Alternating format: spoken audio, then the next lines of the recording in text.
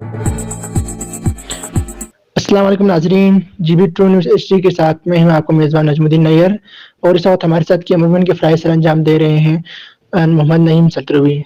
नाज़रीन, आज सल्तरों में पाकिस्तान आर्मी की ज़ेर एहतमाम क़ायद-ए-आज़म डे के हवाले से मैचेस खेले गए हैं, जिसमें क्रिकेट, वॉलीबॉल के टूर्नामेंट रखे गए थे और इस मैच को कराने का मकसद यहाँ पे मौजूद पाकिस्तान आर्मी और यहाँ के लोगों की मोहब्बत को दुनिया तक दिखाना था और साथ ही साथ यहाँ पर जो पार्टिसिपेंट हज़रात के लिए पाक फ़ौज के ज़ेर एहतमाम इनामात भी रखे गए हैं।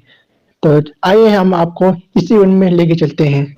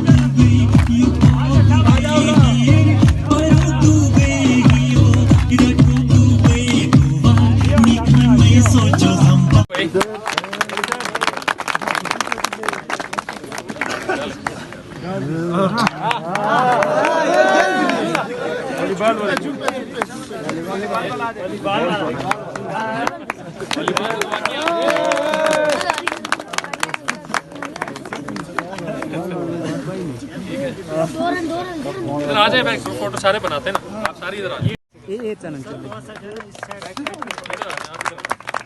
जिंदाबाद चौथा बोलो, जिंदाबाद चौथा बोलो, जिंदाबाद। चलो गुड शाबाश।